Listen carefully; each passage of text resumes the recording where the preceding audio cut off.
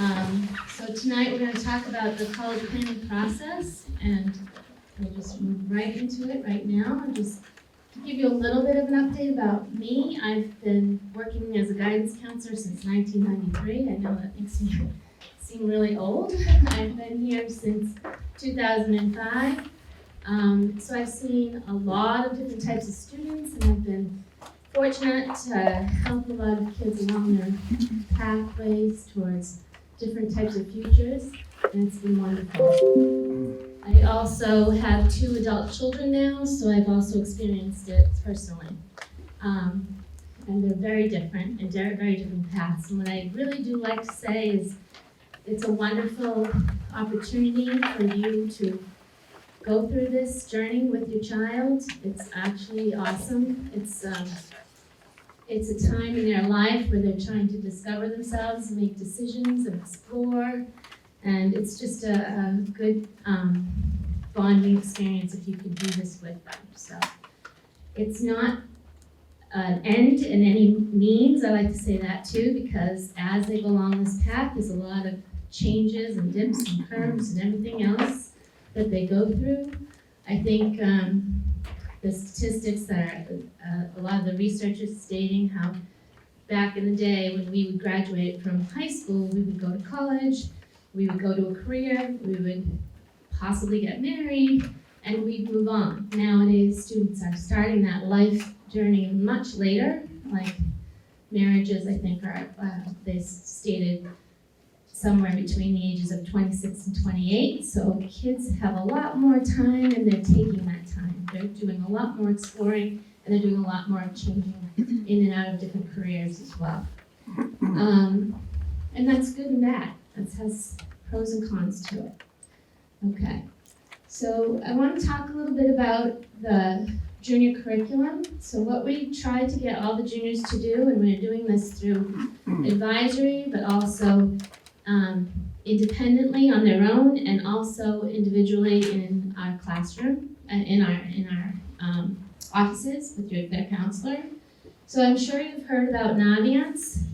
They've been doing Naviance since freshman year. It's our platform that they do a lot of their self-assessments on. So this year, what we're hoping to get the juniors to do is to complete the game plan, review the assessments that they've done, do an occupational search, if they haven't already, and then start to research different colleges and comparing and coming up with a list that they're going to add to the colleges I'm thinking about. And then also we want them to begin their resume. So if they haven't started that yet, we did ask juniors to do that in advisory last month. But if they haven't started that, you might want to kind of encourage them, because one of the things that we do also do is a junior evening, not junior evening, actually junior book awards, and we're trying to find scholarships and awards for them. And so when we look at different resumes and we talk to them individually, we often have certain criteria that we need to find students for these awards. So that starts this year. So if they can get started on the resume early, it's helpful. The resume also helps them for college applications and for teacher recommendations. So that's something that they should have started already this year. Also, hopefully every single one of you walked in and you at least got a packet for your family. Looks like this. If you haven't gotten it, they're on the back tables there. And Mrs. Payne is walking around, so please just raise your hand and she can give you one. Anyone need one back there? When we do meet with students individually, if they don't have the packet, we will give it to them. We go on with them in guidance. And this PowerPoint is going to be posted so that the links are live. So also there is a link to the packet there that you can also have if you use it for some reason.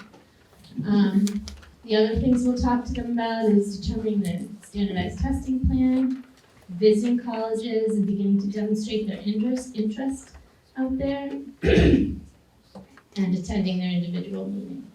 So Mrs. Payne is going to walk through some of Naviance, but what we really like to do is start to encourage students to really self-assess. Really start to think about What are their interests?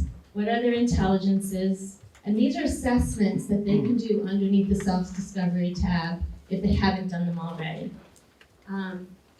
Parents also have access to Naviance as well. So if you didn't get that email and you are wondering how you access Naviance in their account, please email your guidance counselor who can help you out with that. We also have a personality test, which links to the Myers-Briggs indicator, and that ends up connecting students to careers and interests. We also want them thinking about their level of motivation. You know, a lot of times kids think that's what they're supposed to do is go to college. Well, what type of college are you going to be invested in? Do you want to go for 2 years, 4 years? Are you thinking that you might want to go on for 6 years, 8 years? And knowing that it's costly to go to college and you need to be motivated to do it. It's academically challenging sometimes. What are their values? What do they care about at the college? Those kind of things we want to have them assess. What's important to them? Do they want to be close to home? Do they want to be far away? The needs, what kind of things do they need in their environment? Do they need some extra help? Make sure there's a strong academic lab there. Make sure that they have a good social-emotional counseling center, things like that.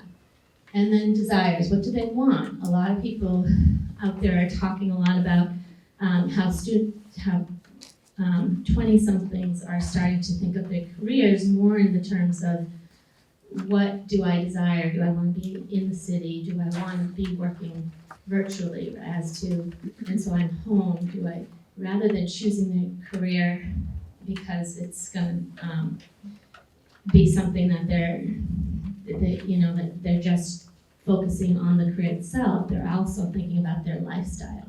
So I think a lot of times now what they're saying is students, when they're thinking about college, are also thinking about that lifestyle choice. So how are students evaluated in the admissions application process? So the first major point that admissions officers are looking at is the transcript.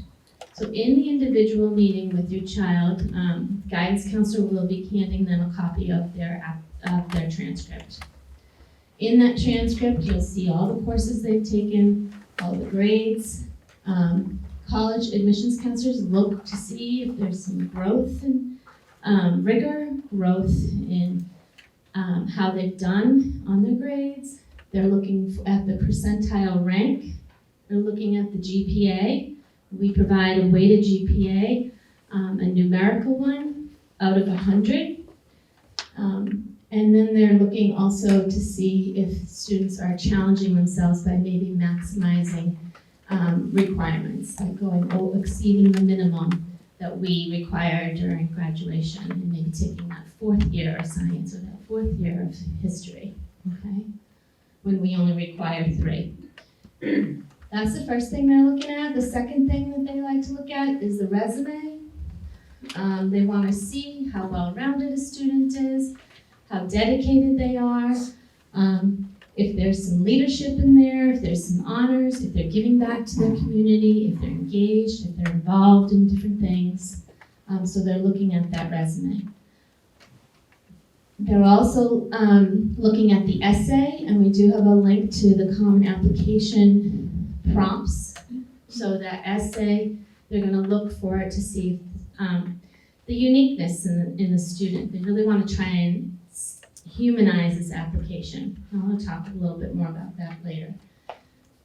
There are 2 different types of applications that are normally in this area that students use in this area. Down south, there's sometimes another application that you might find, but here the Common App is very widely used all over the nation. That's one application that goes out to many different schools. And then there is the college website application that is just direct to the institution. So when your child does decide what colleges they're going to apply to, there might be 2 different ways that they apply. Another thing that the college officers will look at are recommendations, letters of recommendation. So as juniors should be looking to ask their teachers, their junior teachers, by the end of this year in person. We want to ask them to be thinking about a junior academic teacher, at least one academic teacher to have.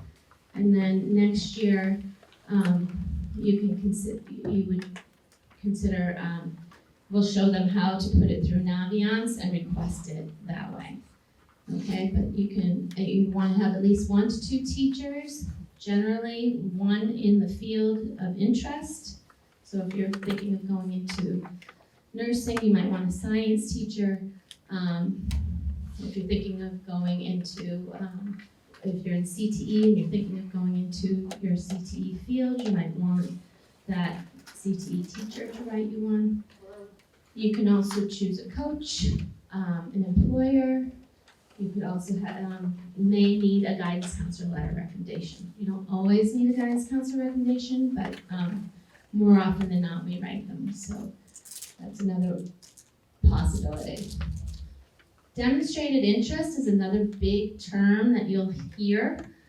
Demonstrating interest, it means that colleges are now looking for students to see whether they're actually tracking data to see if you've come and visited their campus, if you've done a virtual college information session, if you've reached out, if you're following their social media, like their Facebook pages, their internet, their Instagram, their Twitter accounts, things like that.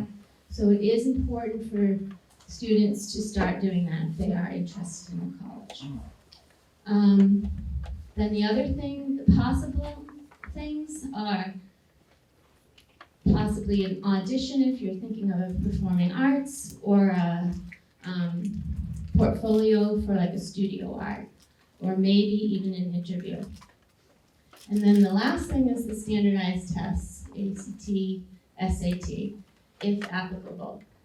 I put that one for last because what's happening now, what we're seeing, one of the statistics said that 80% of colleges are not requiring the SATs as test optional now for this coming up, which is amazing.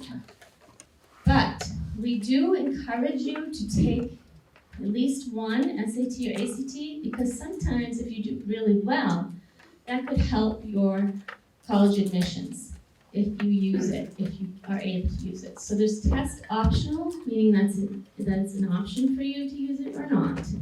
And when there's test blind, meaning a college will not look at them at all, okay? All of our state schools and universities, Massachusetts state schools and universities, it's test optional. You have that in the back of your mind.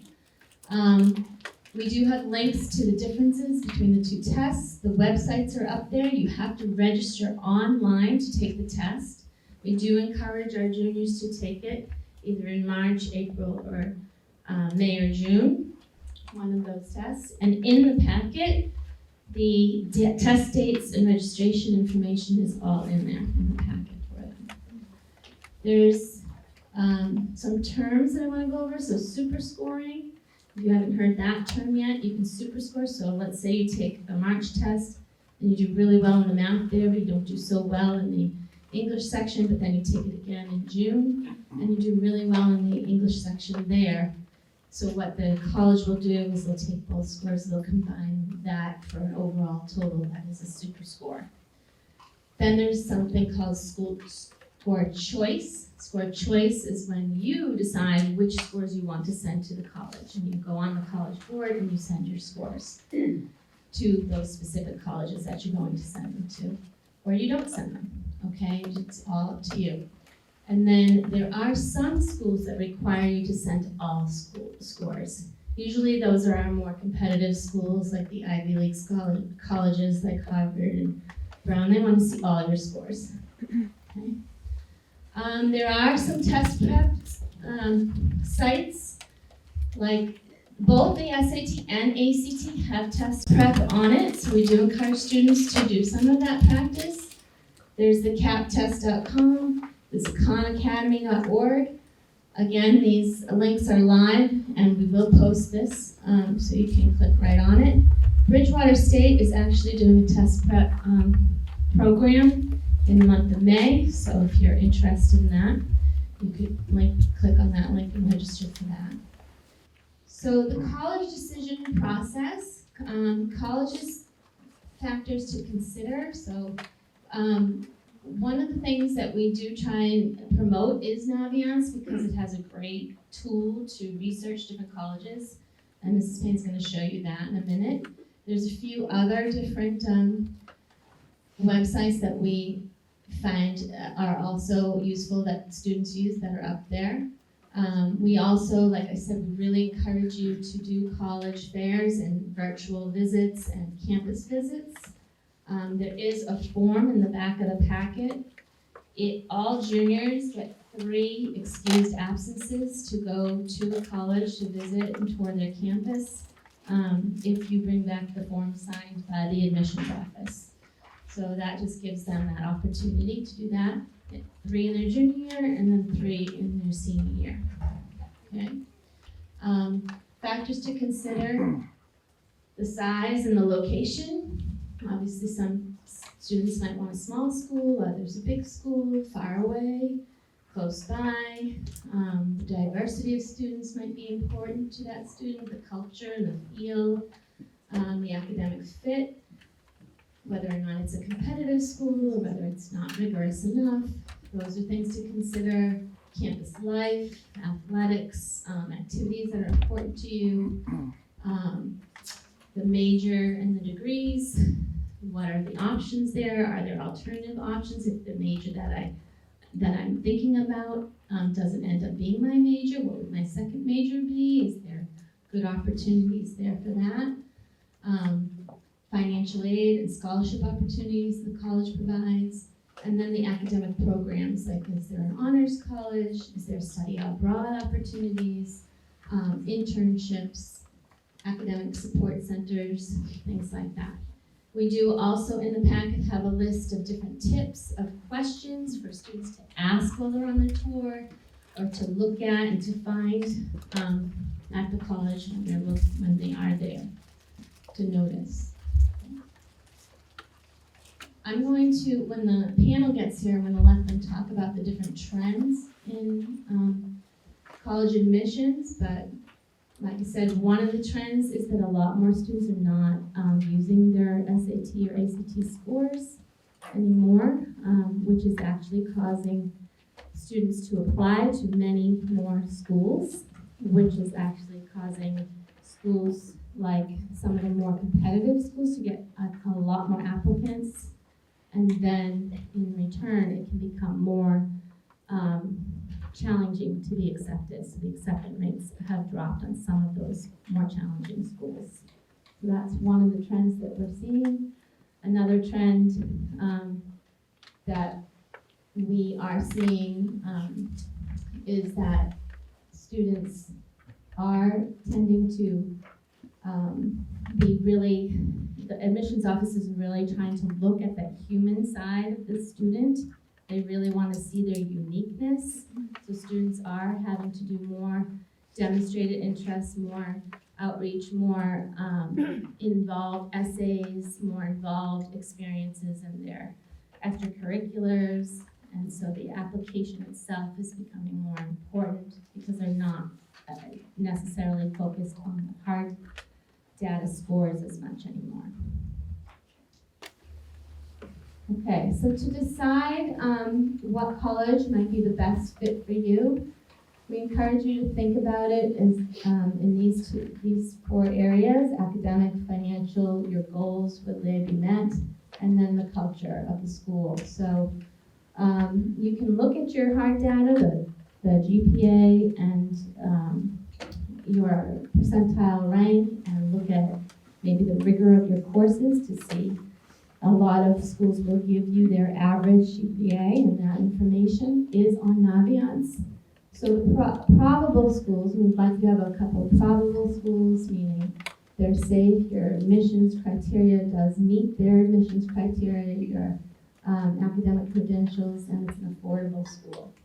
So we encourage you to have at least 1, maybe 2 probable schools. And then there's target schools where your chance of admission is right around average, 50-50. you matched academically, your financial criteria may be met, your career goals could be reached, and the feel of the school matches your personality, you feel comfortable in that setting. Then there are those reach schools, and we do encourage students to have reach schools, where your chances for admission are a little bit less than 50, but perhaps there's something about you that might stand out, that you could, that they might like at the school, and your career goals would be met, and you have a real strong sense that you fit that environment, and it would be a good opportunity for you. What I want students to make sure they're conscientious about is that sometimes you can fit a school's hard data and criteria. Academically, all your hard data fits the general population or some of the majors, but then there's those competitive majors out there that can be really hard, much harder to get into. For example, if you go to the next slide, I'm going to talk about the Massachusetts colleges and universities, and there is a link there right to this sliding scale, and our Massachusetts colleges and universities do require students to have a 3.0, which is roughly around an 85 average, like a B average, and they will recalculate the GPA, and if you don't meet that qualification, then here is why the SAT or the ACT might fit in nicely, because perhaps you're a little bit below, but your SAT is high and it fits the sliding scale. However, like what I was saying about the competitive majors and the competitiveness of the schools, this last year's UMass Amherst acceptance rate was around 65%. Their average GPA was at 3.8. And so you're looking at, that one is pretty much the hardest Massachusetts state school to get into. And then you're looking at some of the different programs there. Nursing was 12% rate of acceptance. The computer science was a 10% rate of acceptance. And the business school, the Eisenberg Business School, was 24% rate of acceptance. So certain programs are much harder to get into than others. So you really want to be mindful of that when you're selecting your colleges and your majors. And we definitely have those conversations with your students too. Okay, I'm going to pass this on to Jess so she can go over an ambiance a little bit. Thank you, Ms. Mayman. She definitely had the longest and hardest part, so thank you. That slide, of course, was very hard for you to read. The two charts that you saw there, one was for the 4 UMass schools, and the other chart was for the other, I believe, 9 state schools. So when you see this presentation at home on your computer, you can look more closely at it, so you can see the sliding scale, the GPA versus SAT scores are more clearly. That's very tiny. So, welcome to Naviance. Who here has heard their child talk about Naviance? Okay, yeah, obviously nobody. Mr. Checo's looking. Look, let's see those hands again. Well, guess what, parents and guardians? We want you on Naviance too. So, I know Ms. Maven mentioned that. That's brand new for us, getting parents onto Naviance. So, if you could email us, we will send you your registration code. We are still figuring out a seamless way to get out the registration codes to everyone, so you'll be first in line when you email all of us. So again, I have last names F through MC, Miss Mayman M-E through Z. Not Miss Tremlett, sorry. Does everyone know their guidance counselor here? Miss Mayman A through E. So we go by our first letter, so I'm Jessica, and Payne, J. Payne at drregional.org. So email us and we will give you your parent registration code. So that being said, all of the juniors in here, I guarantee, have been onto Naviance. We've been using it extensively over the last 2 years, and actually they were on it a couple of weeks ago during their advisories, and they were working on some action items in Naviance, right? Everyone's nodding. Mr. Checo's checking again. Yep. We can check on you too. So anyway, this is the Naviance page. sometimes students are Googling Naviance and they're getting fancy. Just literally type in www.naviance.com or click right there. In the lower right corner, you'll see for students and parents. In the lower right corner, of course, that's for all of you all here. You click right there. Once you click there, everyone, no matter if you're from Dayton, North Dayton, or Rehoboth, everyone's putting in the zip code 02764, as you see here. Select the high school, and then you enter your email and password. Please save it somewhere important for you. I do advise, we always talk to our students, everyone has so many usernames and passwords. So hopefully everyone has a safe spot where they keep them, because we will use Naviance for the rest of junior year and all throughout senior year as well. So maybe you want to create your own future planning usernames and passwords, because there are going to be a few others that you'll need as well. So this is what it looks like when you first sign in. We're going to be teaching each student individually how to navigate through this part of Naviance, because it's so, it's technical. So we're going to go through the slides here. Sounds like music all of a sudden, doesn't it?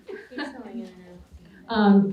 So we're going to go over this, you'll have access to it, but it's important to, like anything else, just play around with it yourselves. So the top right-hand corner, yes, there'll be messages in the envelope there. Oftentimes the messages will be things that we send you through Remind and things that we're sending you through our Google Classroom, but also there'll be information there about college rep visits being virtual now. So there'll be information there about how to sign up for college visits virtually. In the top right corner, you click on About Me, and probably small for you to see, but first thing, resume. So that is something that we did ask juniors to work on in their advisories, so hopefully they've started their resume. You'll see goals, portfolio, all of this information, but we just talked about game plan survey. That is something we want juniors to do, because it helps you start to think about what your future will be like, and it will help us create a more personalized experience for you when we're meeting with you one-on-one. So those are the two action items that we wanted juniors to be working on. If you haven't done it yet, please do so. And I think we can go to the next slide then. So at the top parts, we did About Me on the right. In the top center, you'll see there's self-discovery, careers, colleges, planner. So self-discovery is what the students did in their freshman and sophomore years. They explored about themselves. Ms. Maven showed you the slide of where you can do the personality inventory that brings you the Myers-Briggs, I believe, the learning and productivity. So all of that, if you haven't done it yet though, please do. It's just, you're gonna learn more about yourself, and so that's terrific. Careers, so this is what we focused on as sophomores. And so if the students haven't done any of their career inventories, again, please do so. It'll lead you to more information about careers that could suit you. And Road Trip Nation, that's kind of fun. It helps you.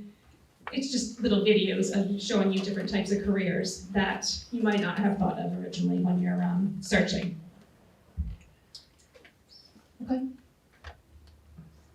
All right, colleges. So this is the part that we like to navigate with students when they're in the office with us, when we have our individual appointments. So when you're clicking on colleges, if we look all the way over to the left, we see Advanced College Search. Ms. Trimble, if you click on that, I believe we'll see that the next page shows us each of the different types of criteria we can select. So, right here, first thing that you're choosing, are you looking for a 2-year school or a 4-year school? Public versus private. So public schools, like our state schools in Massachusetts, sometimes students and families are thinking, okay, I just want my child to go to a state school. You can narrow it down quickly that way. You can choose private, or if you want to see everything available, of course, no preference. The more times you put in no preference, of course, more and more colleges are going to come up. So it's something that you play around with. So under location, that's the next tab. You would select location. You can choose it by state. You can choose it by New England, Mid-Atlantic. You can choose it by mileage distance from your zip code. So the shortest distance, unfortunately, is 60 miles. You can put in your zip code, and you can see what would that be, a radius of 60 miles around the zip code that you put in. So that's how you can choose location. Students, you can put in tiny school, under 1,000, 1,000 to 3,000, over 10,000, over 30,000. You can choose all of that. Admission, so the admission's a little tricky because I tried to play around with this. I tried to get, Harvard to pop up. I just tried to see what type of criteria would lead to certain schools. And it's all dependent on what the colleges are telling Naviance. So you can choose like highly selective acceptance rate, only accept 25% of applicants, or you can choose large acceptance rate. So, maybe your GPA is on the lower side and you're looking for colleges that have more, a larger acceptance rate, you can choose that there too. Athletics, if anyone's interested in doing athletics in college. Ms. Tremblay, do you have athletics in your slides? I do. No. It's very important that your student tell us if they're considering playing NCAA sports in college, because we do have you enter them into the clearinghouse as a junior, looking ahead. So athletics, you can choose athletics if you're thinking either NCAA or if you're thinking intramurals. Majors, of course, pretty important if you're looking for a certain major out of college. And it does populate for you. You can enter some, engineering, and then of course, 25 types of engineering will pop up. You can select all the ones that you want. Cost, you can select cost also. And special programs like, let's say ROTC or special programs like that. Then you would hit view matches. So for example, this person here searched for a four-year college in a large city, small city, or large town, within 60 miles of the zip code 02764, with an enrollment less than 2,000 or between 2,000 and 5,000, with at least one of the majors of accounting and business management. Some of the colleges that came up were Bentley and Fisher College. They were much more below, but keep it simple here. So what your student can do is click on Bentley, and actually, if you go to the next, or maybe go to the next slide, the college profile pops up. So now this is just giving you a glimpse of what the college wants you to know about them. They're giving you a snapshot of what they're about: average net price, graduation rate, acceptance rate, pictures, videos, virtual tours, all of that. And if you like it, just like Instagram, you put a heart on it. So there's a heart at the top of there. This is University of Rhode Island. You put a heart on it, and that automatically dumps it into a fancy title called Colleges I'm Thinking About. So if we go to the next slide, I think this will show us colleges I'm thinking about. So now this person chose these 4 colleges. This is what they're going to be thinking about. Nothing set in stone. It's just like your think tank. So they have 4 schools here. Well, let's say you did a college search somewhere else, or a friend or family member told you about a different college. You can also enter it right there, where there's an arrow pointing, search for colleges. You can also enter a school that way. So now you have some colleges you're thinking about here, and then there's a button called Compare Me. So you kind of want to see how you stack up against these schools. Are these appropriate for you to apply to? So if we click on that, now this shows you your hard data, which Ms. Mehmet told you about, your GPA, your SAT or ACT scores, and what the average SAT, ACT, GPAs are for these schools. So this is comparing your hard data to the school's hard data. So here, this student right here, on the left column, they have a 95.6 GPA, and underneath it, Champlain College, they have an average GPA of a 90.5. Little green check mark next to it says you're at or above it. And then if you look at the next column, you'll see the SAT scores. The average SAT score for the student, or their SAT score for the student was 1280. And then you can see all the way down, they have the green check marks. Each of these colleges, they are within that same hard data area. So it's nice to know these could be your matches, or these could be your reaches, or these could be your safeties or your probables. So you can see all different types of schools and how you're comparing with them. College visits, I believe this is Mrs. Tremblay. All right, thank you very much. Hello, I'm Mrs. Tremblay. I have the letters of the alphabet M through Z, and I'm the one who knows you all the time about the newsletters. This is my 17th year here at DR. I've been doing this for a long time and have done this with hundreds of students. And last year, I was actually sitting like you as a junior parent going through this process. And now I have a senior, so I am now putting the finishing touches on my own child's process. So when I say that when Mrs. Mehmet talks about how this is a journey, I can assure you that this is truly a journey, because I have lived through it for the past 2 years with my own child, and it's a wonderful experience, and it's a process that you want to take very slowly. It's a very important part of your life, and we want you all to have the tools to be successful, and want you to know that we are here through it all. We know it's a very stressful time, and that's why we're here to walk you through everything and share all the trials and tribulations of this process. So I'm going to start with college visits. This is where you can find anytime you want to sort of learn a little bit more about a school, and you don't perhaps want to visit the college because you just want to make sure that it actually has maybe the major, you want to talk to the person, the rep that actually reads your applications for the DR schools. So we have colleges who request virtual visits on Naviance. So if you were interested in learning more about a school before you actually visited, then you would go on to Naviance and sign up, hit the register button there, and that would register you for a virtual visit, where you would actually get to talk to whatever admissions counselor is reading the applications for the Dayton-Rehoboth area. So it's a really nice way to connect with somebody who maybe eventually will be reading your application. It's also a great way to see maybe a college that's far away that you're having a hard time getting to, that maybe you want to just learn a little bit more about the college before you truck out to the school if it's, quite a distance away. Okay, so that's the college visits. We always encourage students to make sure that they are going to the campus to visit a college if you do plan on applying. But the virtual visit is a great option for starting the process. So moving on to letters of recommendation, we talk about this with juniors because we encourage juniors to really start thinking about who they're going to ask for a letter of recommendation, because you can ask them in your junior year, especially going out before summer break is a great time to ask your teachers. We really encourage students to make sure that they're asking for an academic teacher. Preferably in the subject area that maybe you want to study in college. So if you're interested in studying exercise science, it might be good to have a biology teacher. If you're interested in studying history, you'd want to have a history teacher. So again, that's just encouraged. If you just happen to have made a great relationship with one of your teachers in high school and they're not in your subject area, then that's fine too.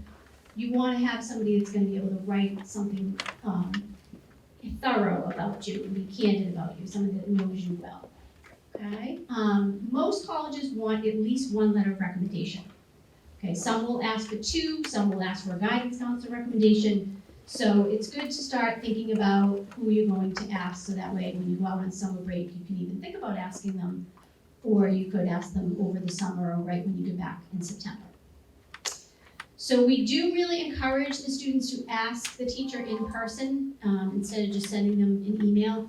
And that's why it's nice sometimes in your junior year, if you have that teacher in your classroom, you can say, hey, would you mind writing me a letter? Really appreciate it.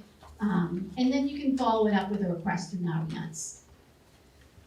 If you do need a guidance counselor recommendation, which many colleges do require, not all, but many of the upper tier colleges do require them, you do have to complete a brag sheet because we write a more thorough letter of recommendation for our students.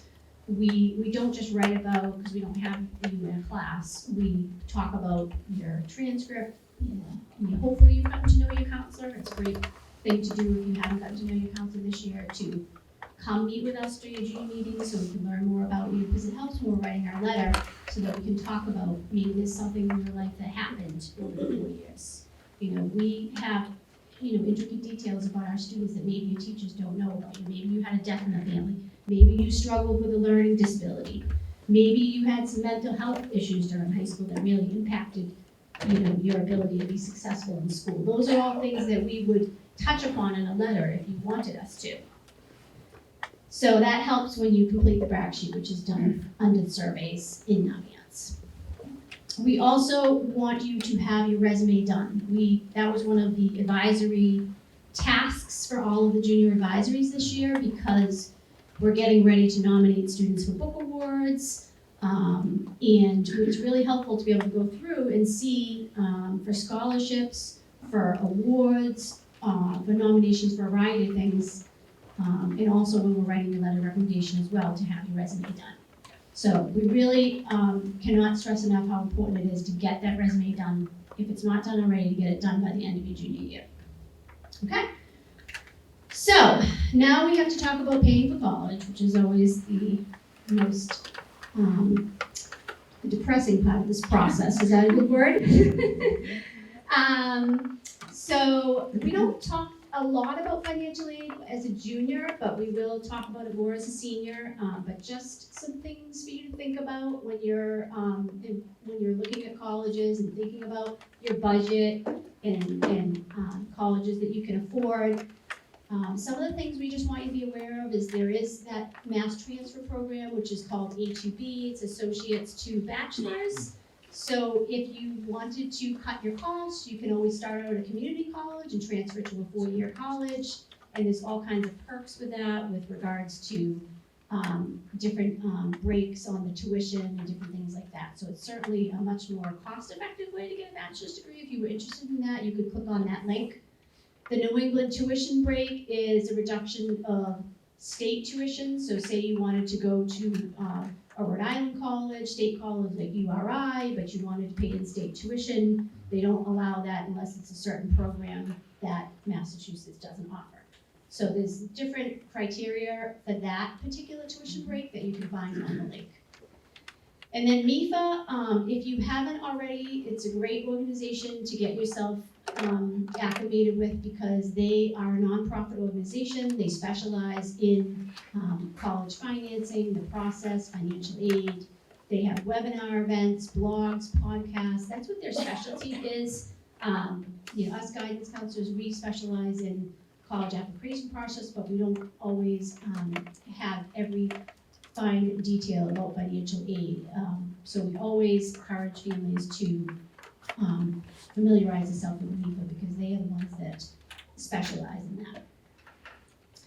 So for communications and next steps, just want everybody to be aware of how to stay connected with guidance because you are just starting this process and there's a lot more information that's going to be flowing over the course of the next year.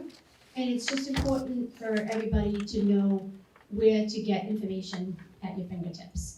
So Google Classroom for Guidance, that's the code for students to get into where we'll post different things throughout the year in that. We also have the newsletters, which hopefully you're all getting. That's every grade level, so just tune into the juniors if you want to scan down to what juniors should be doing. We also have a Remind app. It's just a real quick text that we send out to parents and families. It's usually just a one-line thing like reminder type thing. So for kids who just, they just want a quick text, we'll do that. Our caseloads by last name are up there. We are going to be having individual junior future planning meetings after this concludes. We're going to be meeting with each individual with their guidance counselor. We will go over this process in detail. We'll personalize the process to the student. We're going to have them do a college search, and we're going to have them click on those criteria that they think best fits their personality and their goals. So that will be a really good process, opportunity for us to get to know all of our juniors and learn about them. There's also a spring college fair on May 23rd, 109 colleges and universities. Is that the one that we're trying to? Yeah, they'll come up on the next thing. So the next slide, I'll tell you a little bit more about the spring college fair.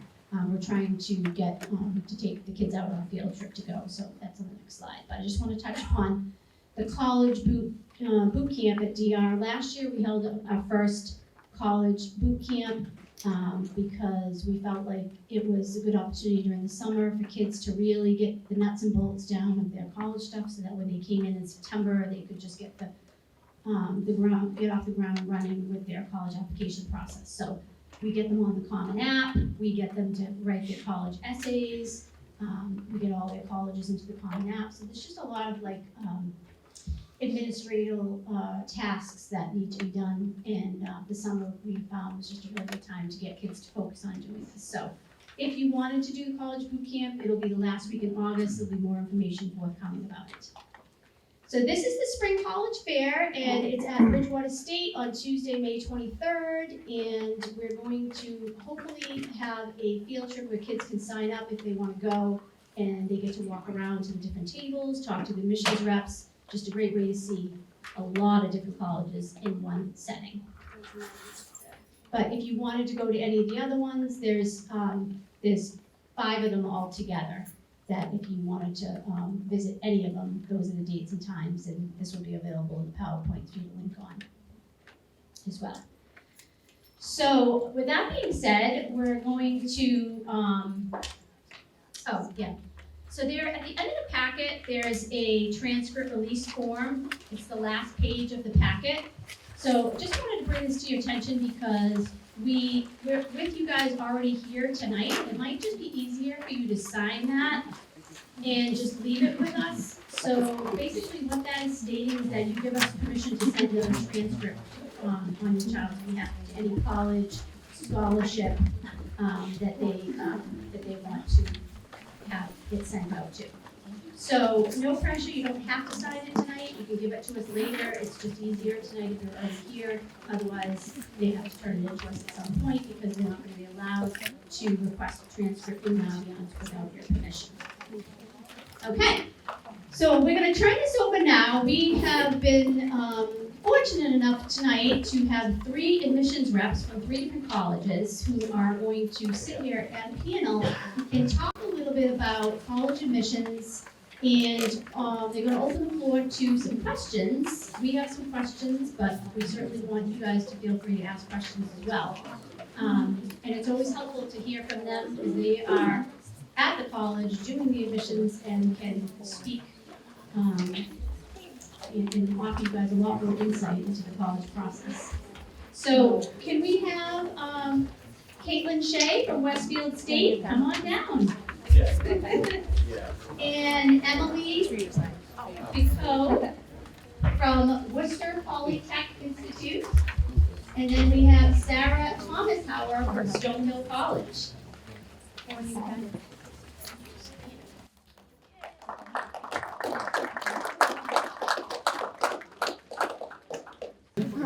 Hi everyone, my name is Emily Bucco and I am one of the senior assistant directors at WPI, Worcester Polytechnic Institute. I've been a counselor over there for almost 6 years, but I've been working in higher ed admissions specifically for over 18. So thrilled to share some information with you tonight, certainly about WPI, but also the college admissions process. Hi everyone, my name is Sarah Thomas-Hauer. I am an associate dean of admission at Stonehill College.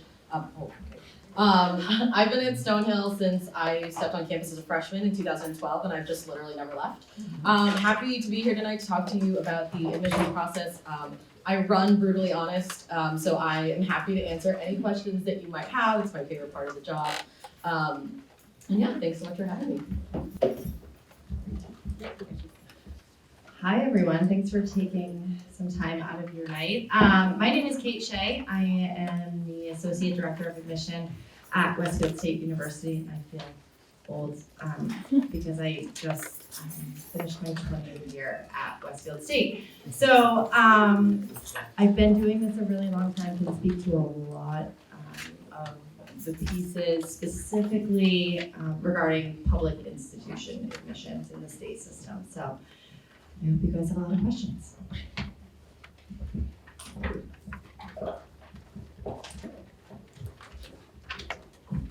All right, so we want to open the floor because we've done a lot of talking tonight. So we thought we'd open the floor up to anybody who might want to pose a question, whether it's to all of the group, to one of the admissions counselors, totally up to you.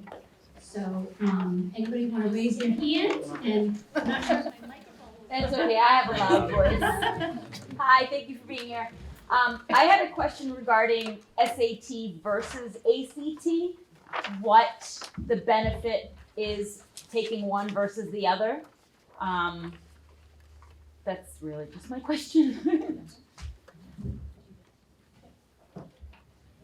Okay, well I'll start and I'll just say to throw to confusion, WPI is actually a test blind institution. I'll just start and say, so that basically means that WPI, we don't use SAT or ACT scores. Now that's obviously going to change at every institution, so we'll all probably have a different flavor of that. But test blind again means we don't use them in the evaluation of our students' applications. They don't play a role at all. I actually don't even think you can submit them, so don't if the school is test blind. But I'll let the other schools up here maybe talk about that and go test optional, because there's a whole thing. So Stonehill's also test blind, so we don't consider test scores, we don't look at them in any way. Please don't write your test score on your Common App, because we would have to ignore it anyways. But before Stonehill went test blind in 2020, we were test optional. We would see a variety of SAT or ACT, and honestly, it's just a student's choice on which one they want. Each test is slightly different. I know the ACT includes science, whereas the SAT does not. So depending on your students' interests, where they thrive, what's available, pick your poison. So Westfield State is currently SAT optional, as are all of the state institutions at this point. I can't say for certain. I can say for certain that Westfield State and the state universities are planning on staying SAT optional. The UMass system I cannot speak to. I know that is a constant conversation, especially for some of their more competitive programs. So always look into each institution, like call the institution, go to their website, to see if SATs or ACTs are required. But with regards to choosing a test, it's really a student's preference. A lot of times, you have to look at the tests, right? Because the SAT is a reasoning test. So if a student has pretty solid reasoning skills, they may do better on the SAT. Whereas the ACT is more of an academic-based test, in my experience, and some students who maybe don't have those solid reasoning skills, but are really solid in a classroom, may do better on the ACT. But if the school is looking, if an institution is looking for test scores, they'll really accept either one. So when you say test blind or test optional, you don't even care if they've taken it or not? Like, will it show that they've taken it, but you don't even care, or it doesn't even matter? So in some cases, the student will list the tests they've taken on their Common Application as sort of a way to let us know if any score reports should be coming in. For us, we suppress the scores that are reported on the Common App itself. That's an institution choice to suppress certain things on the Common App. So we choose to suppress that section. So we will see if they've sat for a test, and maybe we'll see what date they sat for it, but we're not gonna see what the score is that they received on that date. And does that matter to you? Like It does that not. It shows that they've sat for it, or It does it not. doesn't really matter? I personally think the SAT is a really long, stressful Saturday that you don't have to do if you don't want to. But if you choose to take the test and you are applying to schools that ask for that score, you should obviously send it. And if you're applying to a school that says you can choose if you'd like to send it or not, that's a you decision. That's the student's decision. I definitely recommend speaking with your guidance counselor about the range of that school, and is your score in the range? Would it be a good way to demonstrate academic maturity, things like that? But for test blind institutions, test optional schools, we're really looking at the performance that's done inside the classroom, as that's the best indicator of how a student's gonna thrive at college, not a 4-hour exam on a Saturday. Perfect, thank you so much. Mr. Emma, we have a question over here. Mr. Gale. So I have actually 2 questions. I'll ask them both, and then I'll ask each of you if you could answer both questions. And I'll preface it by saying thank you all for doing this and putting this together. I appreciate it personally. My first question is, there was mention of the A to Z program, for example, doing an associate's to a bachelor's, from a 2-year to a 4-year program. Could each of you give us some ideas of a pro for doing that and a con for doing that? Because I'm sure there are positives and I'm sure there's a negative to both sides of that. That's a loaded question perhaps, but if you could try to give us your best answers for that, of what you look for a student who's done a 2-year program, or what you might think of depending upon if a student wasn't doing that. So I think you get the idea of my question. The second question is related to financial aid, which is, as parents, we're always looking for as many financial options as we can possibly find. And we may apply to one of your schools and we're $6,000 off on what we can do versus what's available through scholarships. And very often you'll hear people say, oh, call the school, they have more money, just ask. Could you expand on whether is it worth doing that? Is it worth having those extra conversations? What do you look at for those when you get to that point? Sure. That's great. All right, so Westfield's going first. Yes. All right, so we'll start with the transfer piece, starting at a community college, getting your associate's degree, and then moving on to a 4-year institution. We have a really strong transfer program. We bring in several hundred students per year as transfer students. So as a state institution, it's almost like a hierarchy.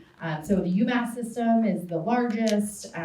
Typically they offer the most programs. They have higher admission criteria. Typically, this has all changed a little bit with COVID, right? And then the state universities, which are, have a little bit more flexibility with their minimum GPA that they're looking for, are typically a little bit smaller in size and they cost a little bit less.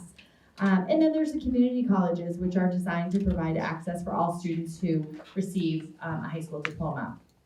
So, we work really well together. We're sister schools. It is designed to create access for all of our students. So we're really working hand in hand with the community colleges to provide those transfer opportunities to our students who are receiving those associate degrees. I can tell you that Westfield State has a transfer counselor at community colleges throughout the state of Massachusetts and northern Connecticut, 3 to 4 days a week for most of the months of the year. And if we're not there, then our continuing education staff is there. So we have a huge presence. So we are working with you. We've got transfer equivalency guides on our website. So if you're thinking about starting at a community college, which I'll talk about, a little bit more pros, cons, answer directly your question in 1 second. You can see actually, if I'm taking this English course, will it transfer to Westfield?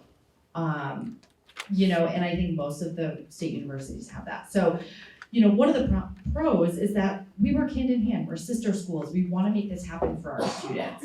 One of the pros to doing that is that students can save a little bit of money, right? So community colleges are less expensive. They also allow for a lot of exploration. So when our transfer students come on with their associate's degrees, they have a more strict focus on what they want to do. They've taken those core courses, their general education requirements. And if they come in through our mass transfer program, not only is there a little bit of financial incentive, but they've completed their general education requirements at the community college. And so they're focusing on their major requirements at Westfield State or any other state university that they choose to attend. And we all have specific programs, that we highlight, that we work with specific community colleges. So our transfer students are definitely more mature, right? They know how to, a lot of times, they know how to advocate for themselves and speak to a professor. And so it's a really great, the community college is a great place for students to mature, find their footing in the higher education setting, and come into that 4-year setting or that bachelor's degree setting, really focused and really, on their desired career path. A con, excuse me. I don't think there's many. Truly, I think there's always a little bit of I'm a transfer student. Maybe will I feel out of place because we've got 900 first-year students coming in, and only 200 transfer students. So I think it really depends on the campus and how they integrate their transfer students and what type of orientation do they have for their transfer students? How quickly do they get their students registered? Because transfer students have different needs, right? So once they're accepted, they need to be kept in the process. They've gone through the registration process already. So I think it's about how the institution really engages their transfer students. So that could be a con. But additionally, it's not an issue for Westfield, but for some public institutions in the state of Mass, they don't guarantee housing for transfer students. Those transfer students are on their own. We do, so come on over. But I think that in my mind, especially if a student is unsure of what they want to major in or could use a little bit of maturing, and there's nothing wrong with that, a community college is a great way to start. So Stonehill College doesn't participate in the state system partnership relationship between the A to B program. If you would like to come to Stonehill as a transfer student, it is similar to the first year process in that you're going to fill out Common App, submit transcripts, things like that.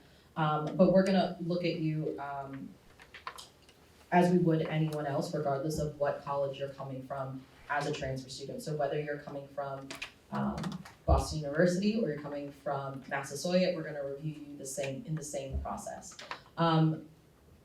I really agree with everything that was just said. I don't see a lot of cons with students taking a year or two to do time at community college and then transfer to a state system school or a private institution. I think for a lot of students, high school isn't the time to thrive. You know, high school is a mixed bag of experiences for everybody, and sometimes you need a little more time before you're ready to present yourself to a four-year institution in terms of readiness. And I really admire the students that I work with who have taken the time as seniors in high school to think thoughtfully about what is the next step for me where I'm going to do my best. And for some students, it's to stay local and to bring up their sort of overall academic profile and explore those different areas of study that maybe weren't available to them at the high school level.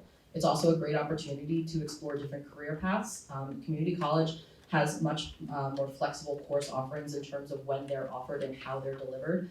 Stonehill College, as an example, we are a primarily daytime class school for students who are looking to work full-time while attend college. Stonehill's academic schedule doesn't accommodate that, and that's full honesty there. It would be really hard to do that when our classes are scheduled. So for students who are working with me as high school seniors and they're saying that that's something that is really important to them, that they need to be able to work full-time during college, I'm gonna have an honest conversation with them about, okay, well, let's talk about all the other options out there besides Stonehill.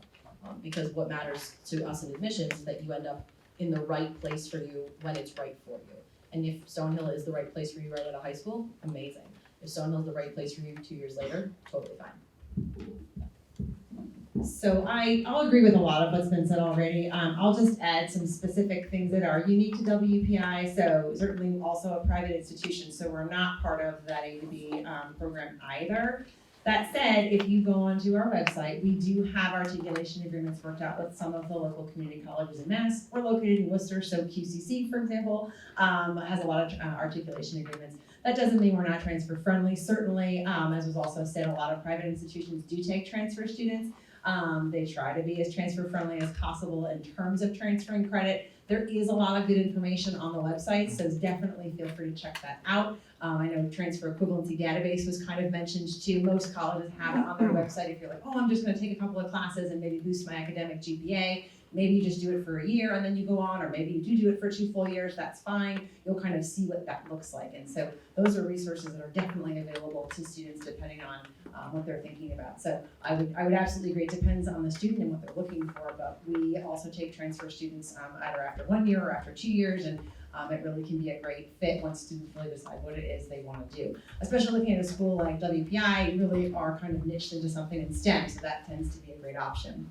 I guess I'll start with the second half of that question. I know, I believe it was kind of talking about financial aid, awards, and appeals, and if you call one college and say, I got this, but I got XYZ from another school, how does that work? So I worked at a couple of different institutions in my time in higher ed, and I've worked at schools where there is an appeal process, and I've worked at schools where there is not an appeal process. So I think the first thing I always like to tell families when I'm having conversations is, ask the school. It never hurts to ask, but know that every school is different. So that's a little, kind of a bummer. I appreciate that, but never be afraid to ask. For example, at WPI, we're in this process right now. Flash forward a year, students are getting decisions from us. They're getting merit awards. They're applying for financial aid, getting those packages.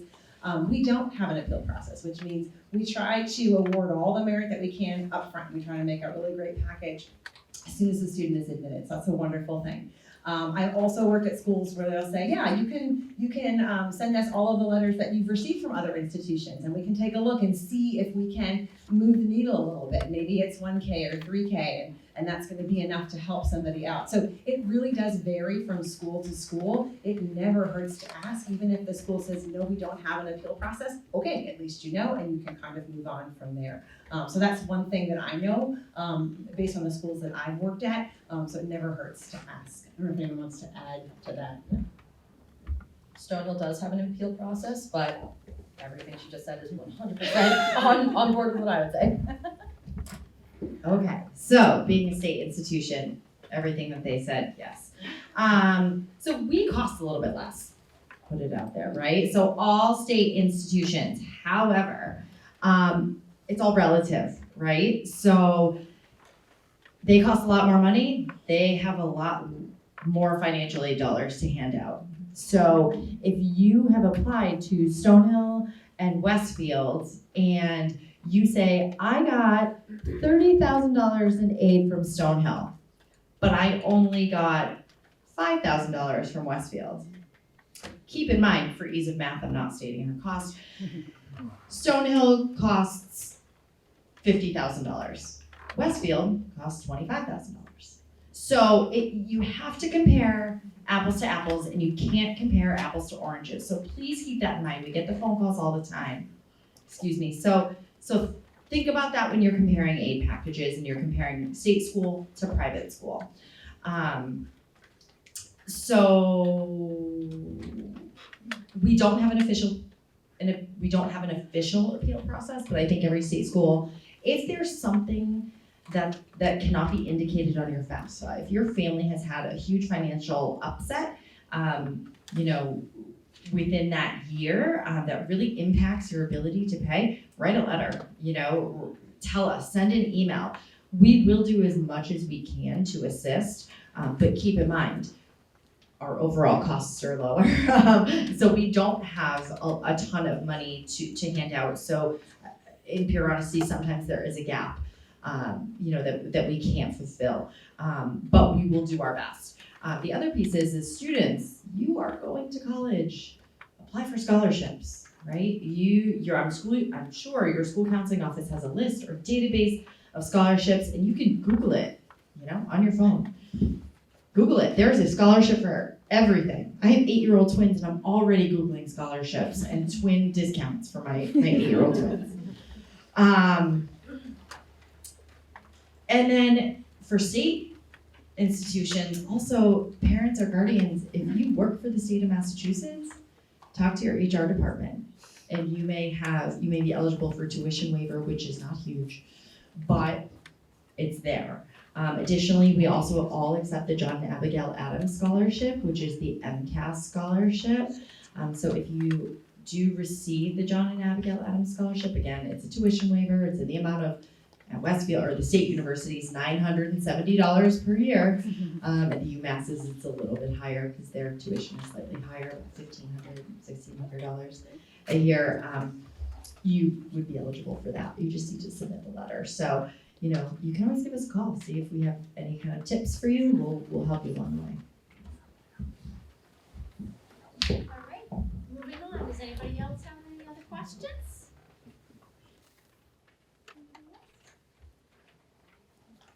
I just want to mention that next year, we will have a financial aid night for you to come and speak to. The NEEP organization comes out and does an evening for parents. So does anybody else have any other questions? Because I am gonna ask a couple of questions that I felt like last year you guys touched on and I thought it was really helpful. So our juniors are gonna be starting to write their college essays pretty soon. So I wanted to know, how do you evaluate the college essay for your college? What are you looking Okay, so this is fun. So what I like about, WPI happens to be on the Common App. What I like about the Common App is the questions on there are made on purpose because they want the student to really just be creative, think outside the box. I think the biggest thing to remember as you write your essays, you can't write the wrong thing or say the wrong thing. We want to hear personality. We want to hear your voice in your essay, right? We're not going to get to meet you face to face necessarily, like we don't do interviews, for example. So we want to know you through your essay. And so I love that there's the boot camp and there's the write your essay and your English class, like all that stuff. Take advantage of it. Write your essay over the summer or before you go through the application process. But remember, let it be telling us something about you that we want to learn, right? And it's going to showcase who you are, something you're passionate about, what your interests are, and really gives us some of your personality. So that's really important because we want to learn who you are. I use that common application as a way to gain students' personal context, right? Things that inspire you, so on and so forth. The other thing I will quickly say on the topic of essay is some schools and colleges will also, even though they're on the Common App, they may ask for supplemental essays. We are guilty of that. We do have a supplemental question on the Common App that's something as specific as, why are you looking at WPI? A lot of schools that ask supplemental questions are usually like, okay, general essay is great. We're gonna ask a supplemental question because we wanna hone in on one little thing. Okay, so that's what WPI is doing.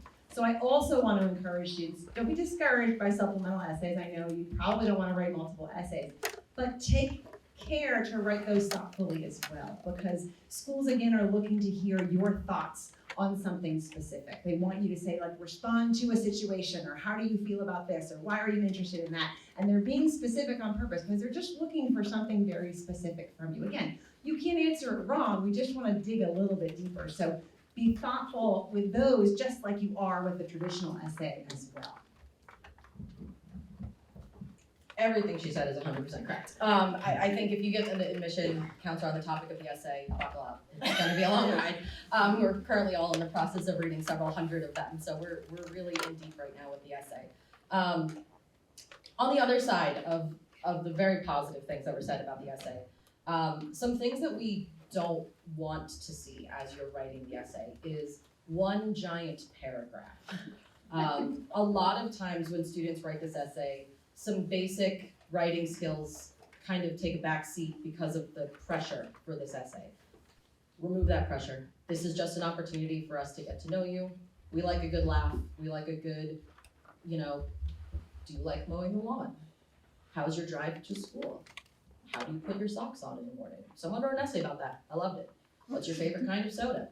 Why? Do you love potatoes? These are topics that I've read that have stood out to me. You'll notice that I didn't mention anything about sports, tearing an ACL, horses, your grandfather, because I don't learn a lot about you from those things. One of the first things we see in your common application when reviewing it is your activities list. So I'm gonna see that you're a 3-season athlete. I'm gonna see that you are a dedicated equestrian. I'm gonna see that you hold a lot of different leadership roles in your clubs. But what I don't see is how thoughtfully you take care of your car, or how much your dog means to you, or what a small part of your day that has turned into a ritual, how that impacts you on a regular basis as a person. Some of the best essays that we read, and I mean out of thousands a year, have nothing to do with the big stuff in your life. They have to do with the really tiny mundane things that your parents and your friends and your siblings may not even know matter to you. So as you are going through your daily life for the next 9 months or so, think about the things in your daily life that hold meaning to you that maybe other people don't notice. Those are great essay topics because that's how we're really going to know you in a really holistic way. Because your guidance counselor is going to talk about how you interact well with your peers and your leadership roles and how you've grown as a person. And your activities list is going to tell us what you're involved in. But that's where it ends unless you use your voice to tell us about the other fun stuff about you. Another deep, right? The other part of the question was, what do we use the essay for? Part of the essay for us at Stonehill is writing strength. So obviously we're gonna look at your grades, what level of English did you make it to? Did you take AP, dual enrollment, things like that. But we're looking for writing quality, and we're making sure that everything kind of matches. So if you're going to write a very polished, thoughtful essay, because you heard Sarah from Stonehill request that, please make sure the rest of your Common App is just as thoughtfully filled out. You're gonna write different sentences and long answers at different points in your Common App, and we are going to be making sure that the writing quality matches throughout the entire Common App. Happens quite often, we see a polished essay, but then everything is spelled wrong on the activities list, and then the supplement piece is 2 sentences with Stonehill spelled wrong and Westfield written at the end of it. So all the time. I read a lot of essays about how much I want to go to UMass Dartmouth. So just make sure that when you're writing anything that's going to the college, an email, a thank you note, a question, your entire application, just be thoughtful about that writing quality because it is going to end up all together. Sorry, that was so much. It was great. It was so great. So just along the lines of the topic, I echo everything that was said. I actually have a tour guide and I remember her essay and I kind of sought her out because of her application. And she wrote her essay about how she wears 2 different socks every day, and that holds true. Every Friday morning when she comes for a tour, she has 2 different socks on, always. And every other week I kind of laugh about it when she walks in. They're always ankle socks or always tall socks. They're not mismatched. Anyway. But I also had there are so many students who will write about a specific family member, like you mentioned, and that's wonderful. But please, as Sarah mentioned, like, make it about you. If that's what you want to write about, you are committed to writing about that person. We're not looking at that person. We're looking at you. So just how can you flip it and make the essay about you, right? And so, I had a student years ago who talked about his family and experiences, but it all revolved around the kitchen. And he spoke about, how important the kitchen was because all of these important experiences happened to him in the kitchen. His family gathered for holidays. He learned about a death in his family in the kitchen. That's where his soccer team hosted pasta parties in his kitchen. And kind of summed it all up with, how the kitchen has been such a memorable place for him. And talking about kitchen, so think about, like Sarah said, those mundane things in your life. And I'm taking notes to it for my freshman daughter, because I'll probably get her writing this summer. But truly, make it about you. It's a learning tool for us. The other piece is that, at least at Westfield, and I would think that it holds true at other institutions as well, who have special kind of admission programs, or whether it's an honors program, or for us in particular, our learning disabilities program, they use that essay as an initial writing sample. So it's important to put some thought into it. And if you're writing about a challenge, an academic challenge you've had, or a diagnosis, or this is an important place. There are other important places on the application that you can put some of this information as well. But this is a spot where you may want to detail a learning challenge you may have and how it's impacted your transcript. But it's for us to learn about you. So, it's not just for admission purposes. For us at Westfield, and I know for the other state institutions that I've been on panels with, it's not going to make or break your application at the state institutions. However, it could certainly have an impact. And honestly, it may open up other doors. If you didn't apply for our learning disabilities program, but you detailed your challenges, with learning during your elementary school, middle school, high school experience, that's something that I'll read and maybe reach out to you. Just to jump off on that, there are sections in the common application. One of them is the community disruption. I believe that will probably still be on there at least for next year, maybe another 2 years. This was put in place in response to COVID. If you, I believe all of you were freshmen in your hybrid year, or mostly remote year. If you at home experienced a really serious disruption due to COVID, that is the place to do it. It does not need to be lengthy. It could be 1 or 2 sentences. It doesn't even have to be anything. We've seen students use it for all sorts of reasons. So, but just know that there is that option there, so you don't need to commit a whole essay to it. You can just put a sentence or 2 in that section. There's also a place called the additional information section. This is a really great opportunity for you to provide any context to your transcript, or to even something as simple as like class selection. Maybe you wanted to take foreign language in your senior year, but the class wasn't available. That's a really great place to add that in, because you'll know it's going to every college, because the same Common App goes to every school, and it will be in your own words. A lot of times for things where maybe there was a year where you had a concussion or you had a surgery and so you missed a lot of school, your guidance counselors will typically back up that information in their letter, but it's always great to see it coming from the student to provide their own perspective on how that time went, how it might have impacted their academic trajectory. You guys are always so thorough. All right, so what is considered better, a B in an honors class or an A in a college prep class? And what about a C?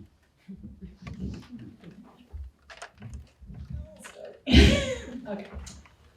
So At WPI, and I think it's true for a lot of schools, probably everyone up here, there is a holistic approach to your application. We just talked about the essay and actually just to bounce off of what you said, that common application in general is your personal context. We're gonna learn all about you in various ways throughout that. On the transcript, that's the second biggest part of our review, right? The academic transcript, we look at you within the context of your high schools, right? So for you guys, that's right here, okay? So for us, we want to see our students certainly challenge themselves. What courses are you taking? What courses do you have access to take? Every high school is different, right? And so maybe you go to a high school that has 36 AP classes and an International Baccalaureate Diploma program. Maybe you go to a high school that only offers 5 honors classes or 1 AP, right? You see what I'm saying? So context of school is important for us. So we want to look at you within the context and then say, okay, where are you challenging yourself? What did you have access to take?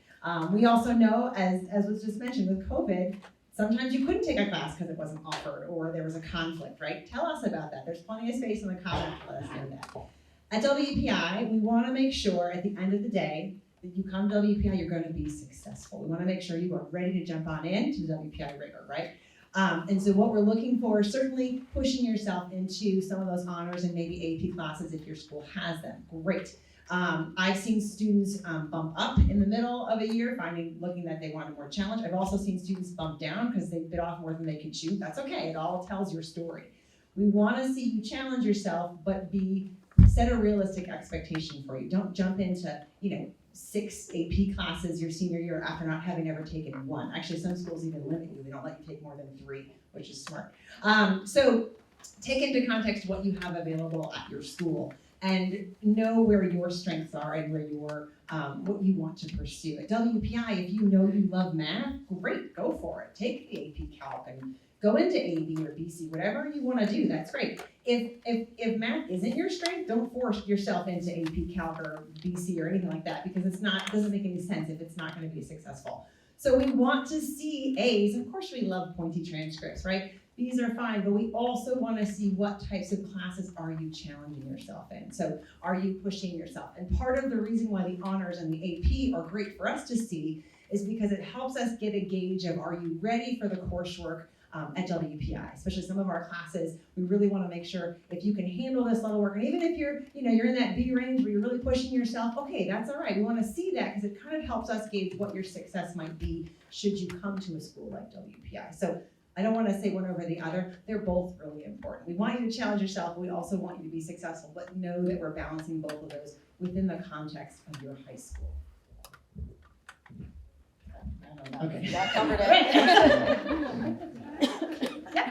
If you take the AP classes, how do you get the credits for that? How does that work, that you could possibly get credit for that? Great question. So AP credits, so I know at WPI, although that's probably true across the board, we have all of our AP credits, you can Google on our website and just see what are the courses and what are the AP equivalents, like if you take, CS, AP Computer Science, for example, what's the WPI equivalent of that? At WPI, we accept, if students take their AP classes and get a 4 or a 5 on their AP exams, that will come over for credit. Some schools, it's a 3, a 4, or a 5, so it just depends on the school. Most of it is posted on the school's website, so it's easy to look up, or a quick call to the admissions office to just double check it. And also remember too, if you're taking AP senior year, of course you're gonna be admitted and you're gonna enroll at an institution before we even know what you got on the exam. So AP exams don't usually come out until July, so you would get the credit over the summer before you started at school in the fall. But most schools will award credits. I've seen 3, 4s, and 5s. I know specifically WPI's 4s and 5s, but there is some flexibility there. Yeah. All right, each high school has its own way of calculating GPA. Do you recalculate GPA, and if so, please explain. Okay, I'll have a short answer this time, and I'll let someone else talk. At WPI, we actually don't recalculate GPA. So kind of what I was just talking about within the context of your high school. Some high schools will give us a weighted GPA. Some high schools will give us an unweighted GPA. Some high schools operate on a 4.0 scale or a 7.0 scale or a 21.0 scale. I'm not making this up. Some high schools don't give us grades. Some high schools give us proficiency based or commentary based. Sometimes you get stars, right? It just depends on the school. So that's why, again, context is really important. We just take what the high school gives us.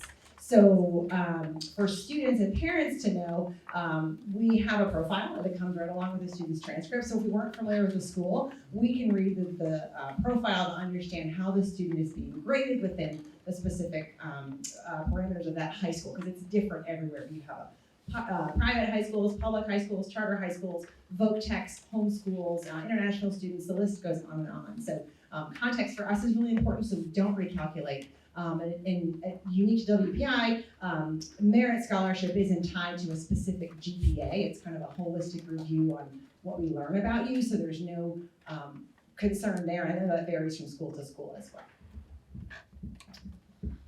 So Stonehill does recalculate the GPA. We recalculate all students onto a 4.0 unweighted scale, because like we said, there are millions of different scales out there. I used to recruit in the state of Maine, and they have made up the entire new grading system for, every 3 years.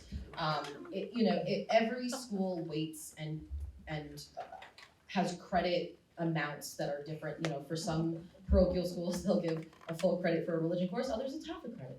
Who's to say? So, every transcript that comes across my desk is going to get a full recalculation. Stonehill is a little difficult in that we take out a lot of classes from your overall GPA. So say that you are in a college prep level arts class here. We do not consider that in your overall GPA recalculation. If you are in an AP or honors level arts class here, that is not performance based. We will take the credit. I did not make this scale up, but it's a little confusing. For the most part though, we are going to be taking any core classes at the college prep level and up. Any classes that you've taken that are elective based, so maybe like a business class, things like that, we're gonna be taking it at an honors level and up. When we recalculate the overall GPA, it does take out that weighting that a school may put in, especially if they're on like a 5-point scale or a 7-point scale for those AP and IB dual enrollment level classes. We have what's called a strength of curriculum rating. A few schools in the Northeast use this rating. I think they all got together and made it up themselves. But it's a 4 to 10 scale, 4 being you've met the state requirements to graduate that high school and taken really nothing more outside of those parameters. And then 10 is you are maxing out the most rigorous schedule that is within reason for you. So that doesn't mean that you are taking every AP or every dual enrollment or honors level classes your school offers, but you've reached the highest level of challenge in all the core areas. For Stonehill, we define the core areas as English, history, science, math, and foreign language. So for us, we would like to see 4 years of English, 4 years of history, 3 years of math and science, and at least 3 years of foreign language. We know that many schools don't require it past 2 years, especially if you did well in middle school. But at Stonehill, we would like to see at least 3 years of a foreign language because we require it as part of our general education requirements. Okay. So, all Massachusetts state universities are governed by the Department of Higher Education here in Massachusetts. So they set a variety of standards for us. The first is that we have to recalculate the grade point average. So as soon as I get a transcript, is the very first thing that I do. I go in with, well, if we're talking old school, my red pen, now it's my red cursor, and mark off the courses that I'm not taking. So courses that I'm not taking are things like health, phys ed, boat building, jewelry making, independent living, cabinet making, computer keyboarding, etc. Okay, if you have questions, I'm more than willing to answer them. But ultimately, we're taking those core academic subjects, and we are taking art, music, computer science electives as well, and we will take them at the college preparatory level. It is a weighted GPA, so if you are taking an honors or an advanced placement or a dual enrollment course, we're adding extra weight. And to kind of simplify things, if you're taking an honors course, we're basically giving you a half a grade bump. There's no easy way to explain that, kind of, but half a grade bump. If you're taking an AP or a dual enrollment, we're giving a full grade bump. So if you get a B, it's getting factored in as an A. So we all have these. Now, every state school they have the autonomy to do things a little bit differently. So, for example, I believe at UMass Amherst, they don't take the art or the music courses into their GPA recalculation, but I would venture to say that the majority of the state universities do. The other piece is that because we're a state institution, In order to be eligible for admission, students have to take and successfully complete 17 specific college preparatory units. And so I'll run through them, but they do include 4 years of math. I'm sorry, back up, I'm going through my checklist. 4 years of English, 4 years of math. The math must take you through Algebra 1, Geometry, Algebra 2, and 1 additional year. Okay, so pre-algebra cannot be factored in there. As that 4th year, you could take, depending on what your school offers, it could be, Algebra 1A, Algebra 1B, Geometry, and Algebra 2. That's fine. It could also be Algebra 1, Geometry, Algebra 2, Senior Math, Discrete Math, Statistics, Algebra 3, Trigonometry. If it's listed under your math department, I'll take business math, I'll take accounting, but it has to be listed under the math department or count for a math requirement. Happy to answer questions about that. The state does require that you take a math during your senior year, and the intent behind that is that at your higher education institution, there's going to be some sort of math requirement. And so we don't want you to fall out of that math groove. Almost, right? We want you to stay involved and make sure that you're ready for college level math. So, okay, 4 English, 4 math, 3 lab science, don't overthink this. 2 years of a social science, including 1 US history, 2 years of the same foreign language, there's an asterisk right there, I'll get back to, and 2 full credits of electives. Those electives can be any extra academic units that you've taken. So for example, you took US History 1 freshman year, US History 2 sophomore year, World History junior year, and Economics your senior year. We only require 2 of those. And so you have 2 extra units, so we can count those as your elective units. But we also include any art, computer, or music courses above that basic level, above that general level, and use those as electives as well. Let's get back to the foreign language requirement. Students are required to complete 2 years of the same foreign language unless they attend a vocational technical high school or are participating in a vocational technical program within their high school, or they have a diagnosed learning disability, and we do require documentation with that. More than just the IEP, we are looking for the actual testing with the diagnosis listed.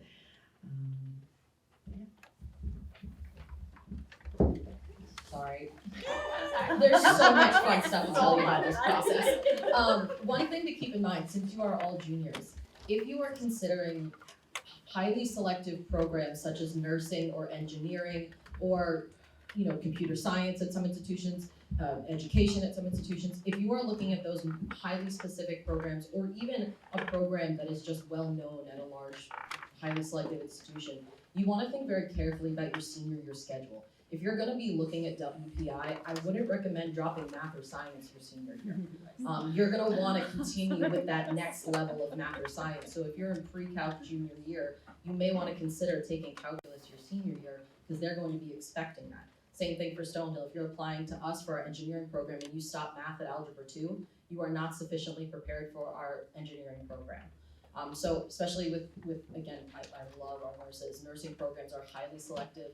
They want to make sure that you've had a lot of math and science prep because there's a lot of that in those programs. So just think very carefully about your senior year class schedule.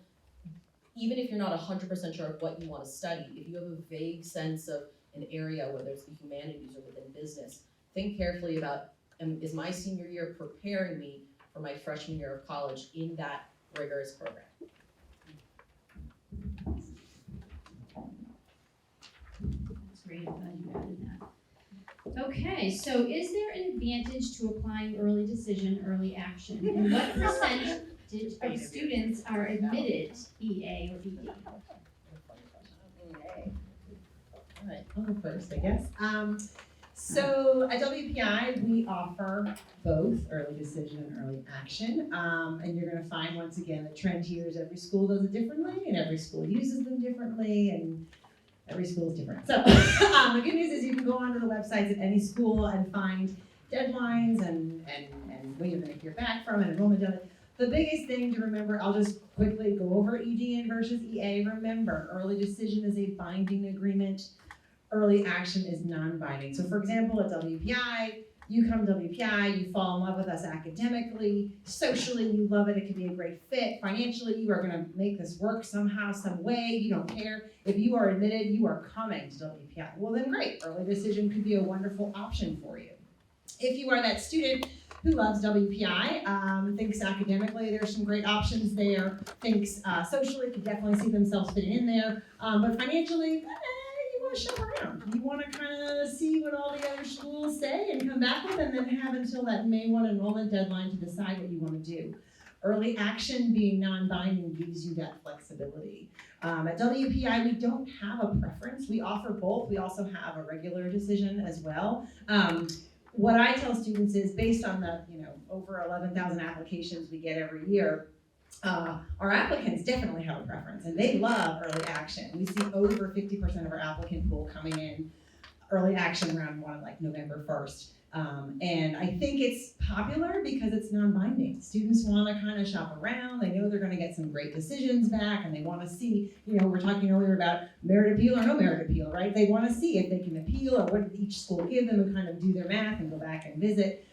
We are not an institution, although we have early decision, we are not an institution that banks all of our students at ED.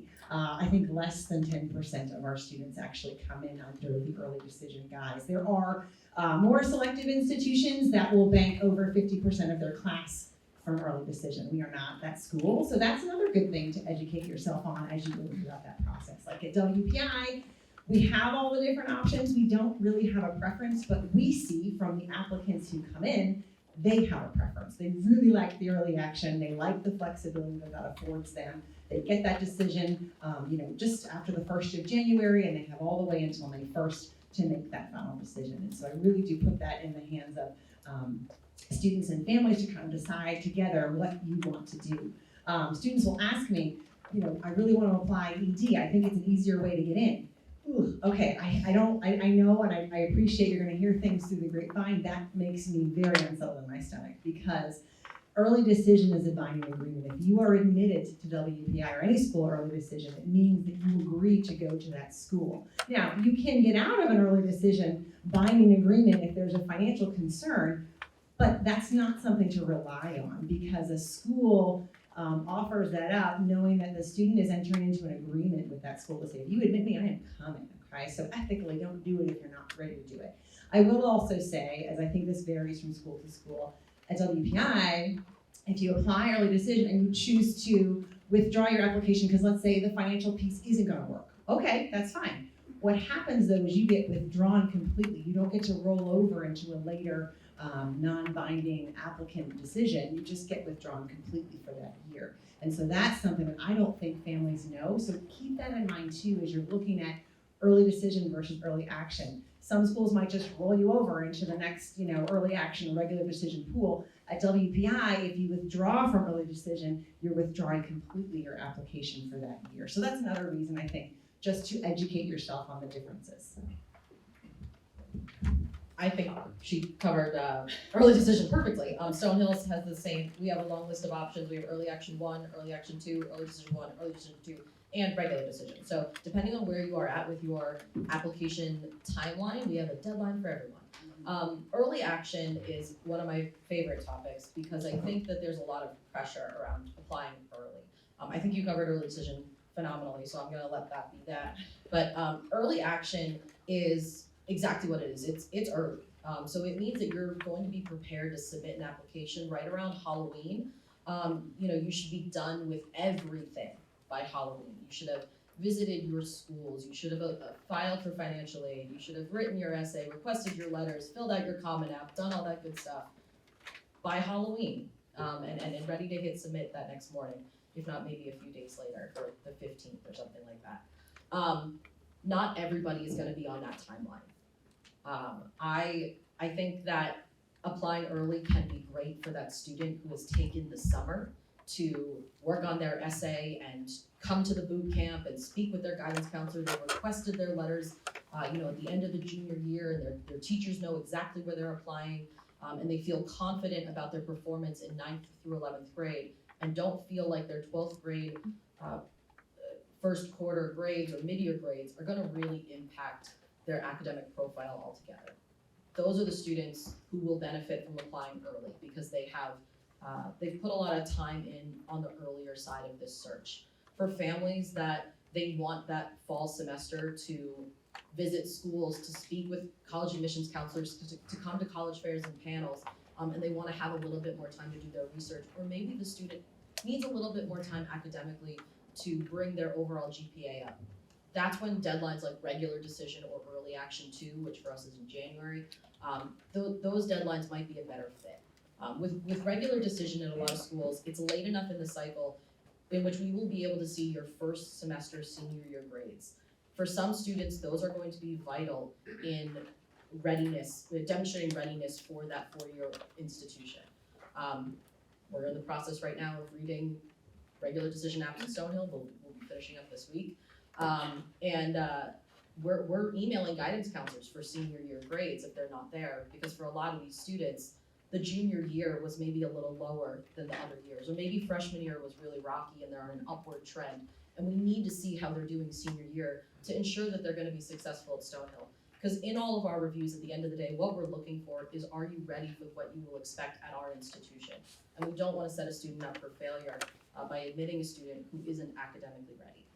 So as you work with your guidance counselors this year and the beginning of next to determine not only your list, but when you will apply to those different schools, you may have different deadlines for different schools. You may find at some schools, I am well above their admitted student profile. I'm mostly ready with at least some of the components of this. Maybe my Common App is ready and I'll work on other supplements later. I'm gonna apply to one school early action.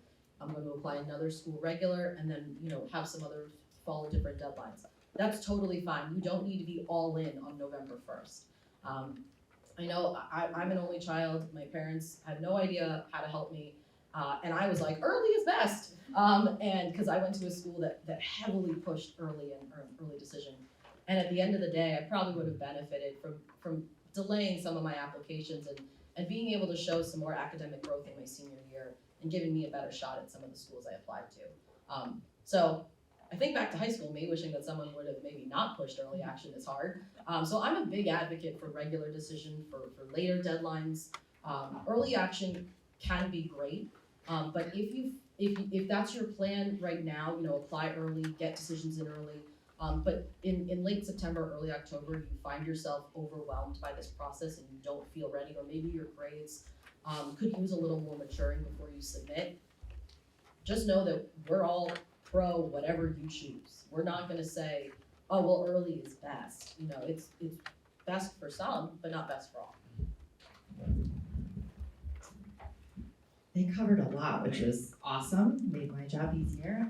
So at Westfield and the majority of state institutions, we do offer early action and regular decision. And I would also say if you are a solid student who has had a consistent, strong academic profile throughout 9th, 10th, and 11th grade, and you are prepared, apply early action.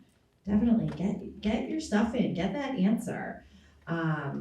But if you do need that extra support with your senior year grades, if you had a tough year, one of those years, and you're killing it senior year, let us see those grades, okay? At Westfield, and I would say probably my other state universities as well, we do bring in over about 50% of our applicant pool through early action. There is no benefit one way or another for our purposes. So, we are still, for us, if you apply by November 15th, we guarantee you a decision by December 15th. And if we cannot get you a decision, we will defer you into the general applicant pool, the regular decision pool.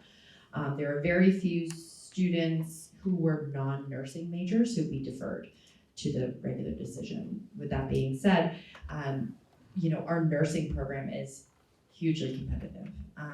And so we do make decisions kind of on a whole, once we get the majority of our pool in. And so we will accept those high achievers through early action. And then we've got some students who are definitely awesome students, but maybe not the 3.8s. who we're looking at. So they may be deferred to the regular decision, and we will get them a decision as soon as we can. We will communicate that with you, and that is true of other state institutions as well.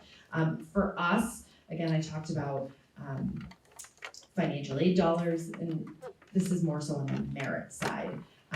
We only have limited merit money. So if you feel like you qualify for merit money, we would encourage our students to apply for early action.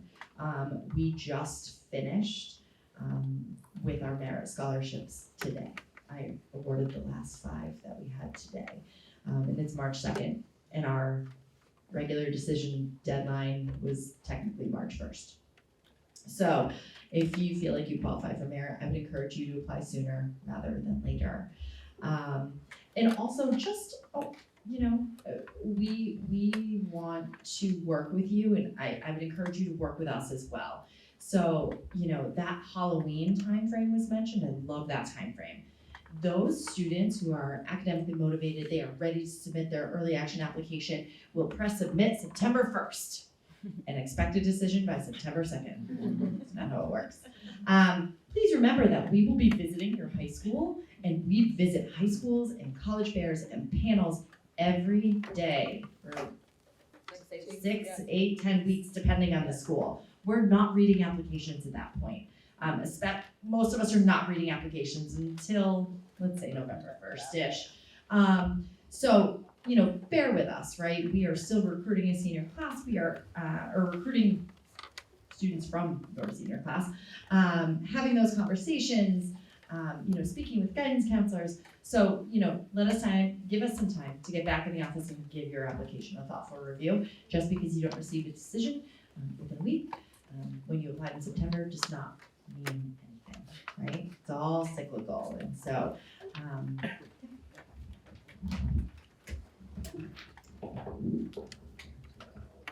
All right, so some of you have already touched upon this in your conversations, but I wanted to ask it again so you can go into a little more detail. But what are the most competitive programs at your school, and how does the criteria for acceptance differ for each major? So at WPI, we have, obviously, most people, I don't want to say obviously, most people look at WPI because they're thinking about something in STEM, science, engineering, technology, mathematics. But we have over 50 different degree programs that cover all of that, including, things like business and actually humanities and arts as well. At WPI, we do not admit students directly to a program. We admit you to the university. So this is a great question, again, to clarify at whatever school you're looking at, whatever program you're considering. Everybody's a little bit different. So at a polytechnic like WPI, we want to admit you to WPI. Let's say you put computer science or mechanical engineering on your app. Great, that's wonderful. But we're going to admit you to WPI. So we hold the same standard for all students. So anybody who enrolls at WPI can pursue any program at WPI. I want everybody to be ready to go, whether it's computer science, biotech, business, data science, whatever the case may be. So we don't have any specific criteria for an engineering program. It's all university level, so we bring everybody into the same standards. So that makes it a little bit easier for us, but good to know because you're going to hear it definitely depends on schools and specific programs.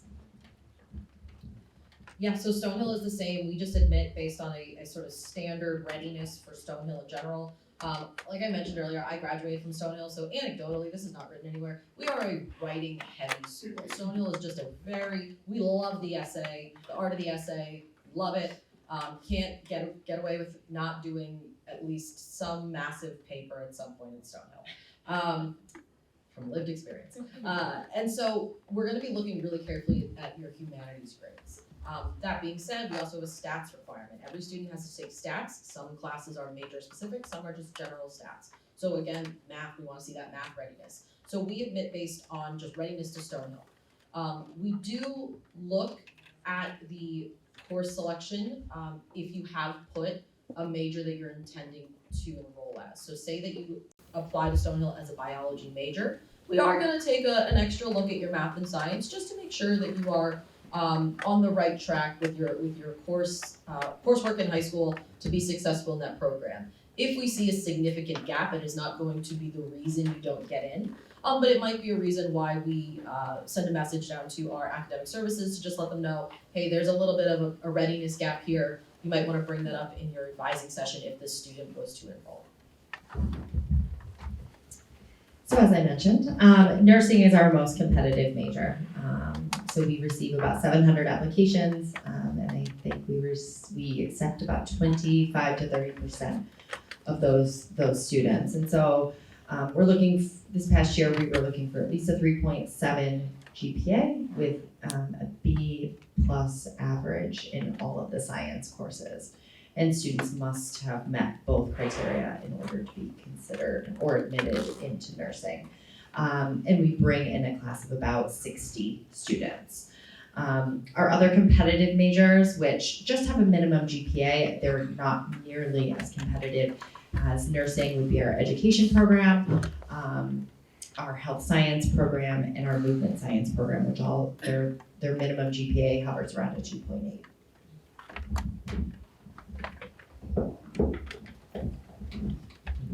Great, so I think we're gonna wrap it up unless anybody else has any other last question that they want to pose to our panel. Okay. All right, great. Well, we want to thank everybody for coming, and we wish you luck on this journey. And if you have any questions, you know where to reach us. Juniors will be seeing you soon individually in our meetings. And have a great night.